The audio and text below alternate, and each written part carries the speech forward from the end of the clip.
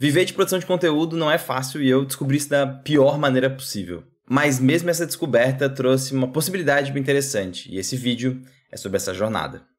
Para quem não me conhece, meu nome é Pedro Coimbra, eu sou mestre Pedroca e eu produzo conteúdo de RPG desde 2013. Lá no Formação Fireball, eu e o Roxo, a gente fundou o canal. O Formação cresceu muito, depois eu saí e fui para o Vertente Geek, a gente voltou com o Formação Fireball.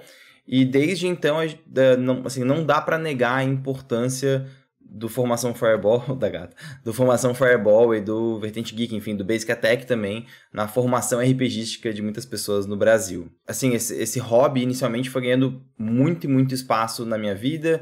Eu acabei participando de projetos incríveis, eu participei de eventos incríveis e de coisas maravilhosas que eu nunca imaginei. Tipo, por exemplo, um projeto com a Amazon Prime Video de fazer o RPG de A Roda do Tempo, de estar envolvido com Ordem Paranormal RPG com Selbit, de estar envolvido com mesas oficiais de Tormenta 20. Então todas essas coisas cresceram muito, assim, né? Ao ponto de permitir, por exemplo, Skyfall RPG. A gente fez um financiamento coletivo para uma série de RPG presencial, a gente gravou, fez uma segunda temporada que explodiu e gravamos uma série online e uma série presencial. E nesse período eu fiz finalmente um movimento de parar de ter um trabalho regular para viver de produção de conteúdo. E eu aprendi umas coisas um pouco complicadas nesse processo. O rolê principal foi que essa foi uma decisão que ela não foi tomada de maneira leviana, assim, foi muito discutida em casa, né? Eu e a Silvia, a gente compartilha bastante essas questões. A Silvia, ela é autora de Skyfall e produtora de todas as coisas que acontecem no canal.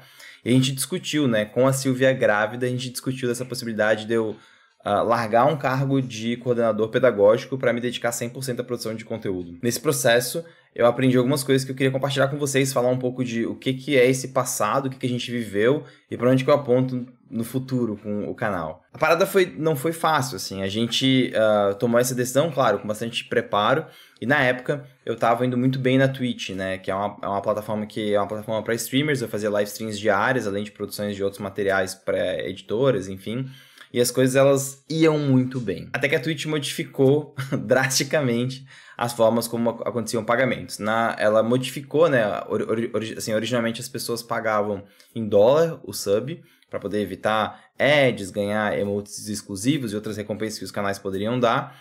E elas pagavam em dólar. E isso dava equivalente a mais ou menos 24, 25 reais. E eles mudaram para poder fazer um pagamento em real, que daria o equivalente a mais ou menos 8 reais que o sub pagaria. Na teoria, muito legal, porque seria um terço do preço e o usuário poderia dar, né, já que ele já pagava 24, ele poderia pagar 8 reais em 3 canais. Só que isso não aconteceu.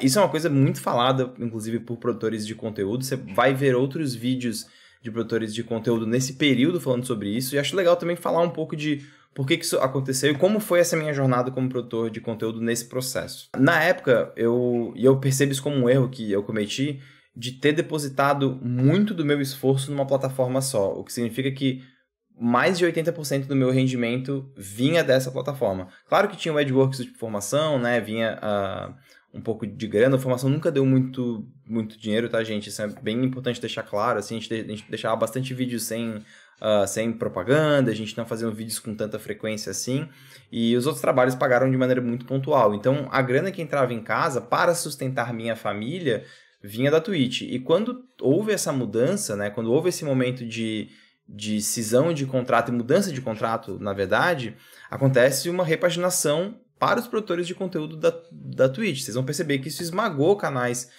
pequenos, canais médios, que dependiam dessa renda, que às vezes é uma renda que não era muito grande considerando o tamanho da plataforma, mas era grande porque pagava em dólar, né? O dólar estava bem mais alto, enfim, e tinha essas possibilidades, e isso simplesmente modificou. Acontece essa mudança, existe um período que a Twitch falou que ela ia se adaptar, que depois disso eles iriam fazer um ajuste de pagamentos, né, efetivamente, e que você, como streamer, receberia um auxílio por alguns meses. E o motivo pelo qual você está vendo muito produtor de conteúdo, eu inclusive, fazendo esse tipo de vídeo agora, é porque agora não tem mais por que necessitar desse apoio da Twitch.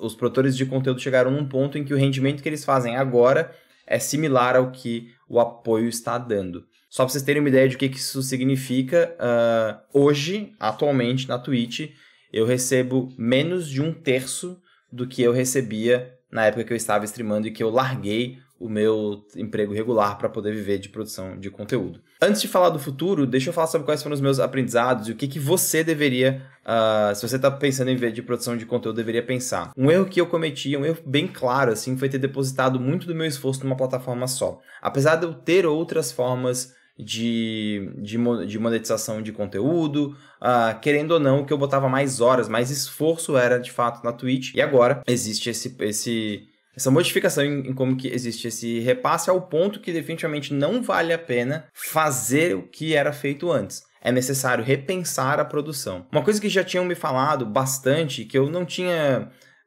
não levado a sério, mas assim, não tinha pego o peso, era o peso do apoio da comunidade. O que eu quero dizer com isso? Eu não tinha efetivamente refletido sobre como que o apoio da comunidade, o apoio direto, iria potencializar os ganhos do produtor de conteúdo médio, pequeno, que é o meu caso, né? Eu não sou um grande produtor de conteúdo dentro da esfera da internet, apesar de ser um dos maiores nomes do RPG nacional, ainda é muito nichado, né?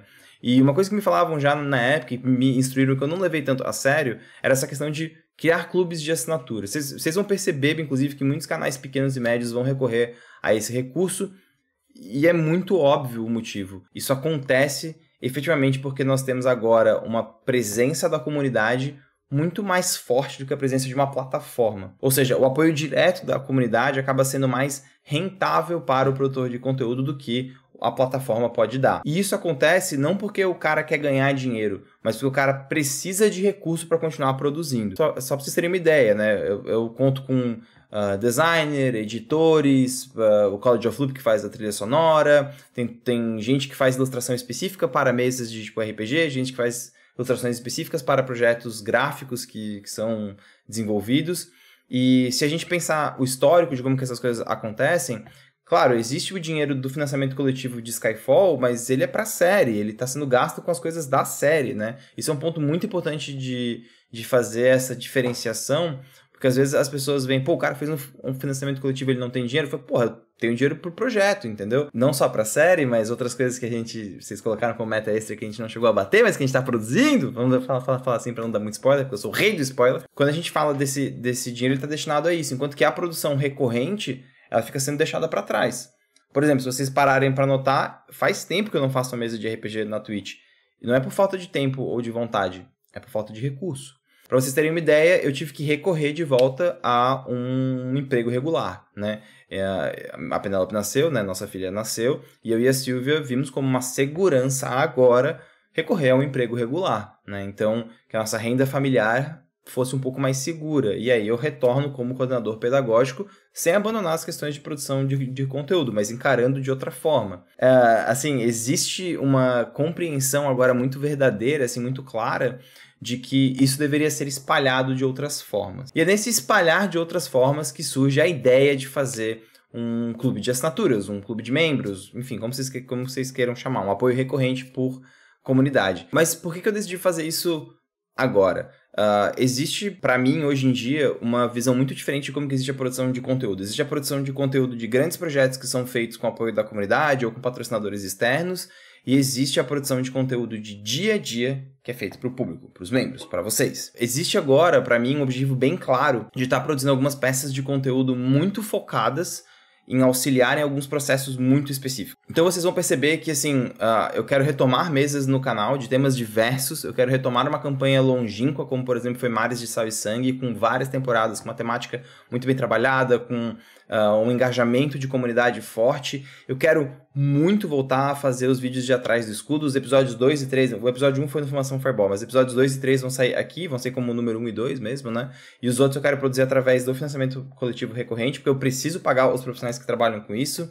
Eu quero muito voltar a produzir conteúdo do cenário do Sol da Meia-Noite, até porque Skyfall RPG eu e a Silvia estamos desenvolvendo com a editora da Jambô, ele está emaranhado nesse processo que agora também está envolvendo o Ordem Paranormal, que a gente está trabalhando, então esse processo também fica um pouco ali. Eu quero estar desenvolvendo um cenário que eu possa desenvolver com a comunidade, para a comunidade, agora com a perspectiva de poder fazer compatível com quinta edição, com Tormenta 20 e com Skyfall RPG, então ele entra como uma meta, e tudo isso acaba sendo culminado nesse projeto de apoio recorrente, que eu tô chamando por enquanto só de Mestre Pedroca. O projeto de assinatura do Mestre Pedroca, é isso aí. Então, o que é esse apoio recorrente? Basicamente é um local que as pessoas podem apoiar para ter um contato um pouco mais intenso com a minha produção de conteúdo e que eu possa dar de volta para a comunidade qualidade maior de vídeo. A ideia é que esse dinheiro que entra é um dinheiro que é reinvestido na produção audiovisual do canal, tanto na Twitch quanto aqui no próprio YouTube, quanto no Instagram, no TikTok e em outras redes sociais. A ideia é usar esse recurso para potencializar a produção de conteúdo de modo a contar e pagar sempre outros profissionais, né? Essa é a ideia principal. Então, a gente montou algumas metas que estão todas colocadas na página. Existem níveis de apoio diferentes que vão variar desde um apoio mensal só para ter o nome nos créditos, até ter, por exemplo, acesso antecipado aos vídeos, inclusive vídeos de mesas da Twitch vão para o YouTube e os membros têm acesso antecipado a isso. Grupo no Telegram, por exemplo, um contato direto ali comigo, com outros membros, a possibilidade de participar de sorteios e o suplemento mensal ali, de algumas paginazinhas poucas, né?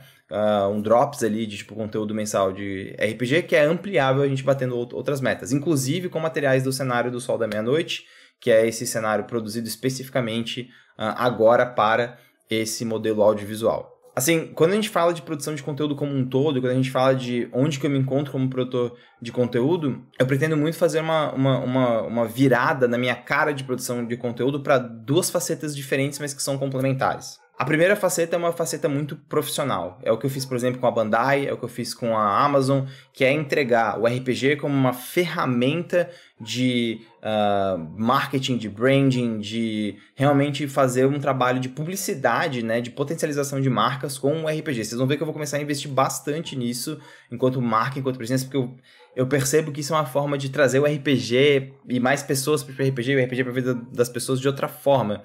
Eu vou estar muito efetivamente buscando isso nesse ano e nos próximos, porque eu acho que é um caminho muito bom para o hobby, para ser trilhado pelo hobby. Acho que a gente alcançou coisas muito legais nesses últimos anos e eu só quero ver isso crescer. A segunda faceta tem a ver com a minha produção de conteúdo e onde que eu me vejo como produtor de conteúdo.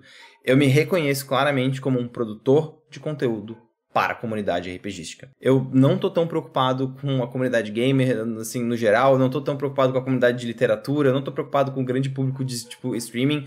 Eu reconheço que o meu espaço, o meu local é o local onde eu comunico diretamente com vocês, jogadores que estão dialogando e jogando RPG e às vezes precisam de suporte de material ou simplesmente um local que vocês queiram conversar sobre o assunto. Eu me percebo com a necessidade de estar cada vez mais próximo de vocês e eu percebo que o clube de assinaturas ele permite isso. Ele permite que os membros estejam apoiando mais diretamente um produtor de conteúdo através da confiança, de depositar de fato ali um apoio financeiro, mas também me permite falar mais próximo de vocês em uma parada mensal, recorrente, no caso do grupo ali direto, no tipo Telegram, no Bom Dia Grupo, sabe? Vou dar uma tipo zoeira, obviamente não vai ser isso, talvez seja, mas é uma forma de construir com vocês um espaço, né, onde eu estou mais próximo da produção e dos consumidores que são diretamente vocês. Eu espero que esse vídeo também ajude você que pretende viver de produção de conteúdo, que entenda principalmente que não existe confiança em plataforma direta, no sentido de que você não pode depositar todas as suas fichas em um local só. É fundamental que você crie uma diversificação de renda, é fundamental que você crie planos de contingência, né? E, de certa forma, esse vídeo também é um plano de contingência que eu tenho para minha produção de conteúdo, apesar de que também o fato de eu ter pego um emprego também tem a ver com isso, né? Eu amo ser coordenador pedagógico, eu amo estar em escola, mas também essa volta para o ambiente de trabalho regular é uma resposta ao que eu vivi enquanto produtor de conteúdo. Vocês vão perceber também que eu vou começar a fazer mais vídeos nesse formato, efetivamente, onde eu vou abrir a câmera para poder falar com vocês sobre produção de conteúdo como um todo, produção de conteúdo de RPG. Vão ser vídeos em que a edição talvez siga um pouco mais desse padrão, mas é fundamental ali que vocês entendam que isso não vai ser algo regular, isso vai ser no formato meio de vlog, meio confessionário, assim, meio estou confessando algumas coisas. A ideia principal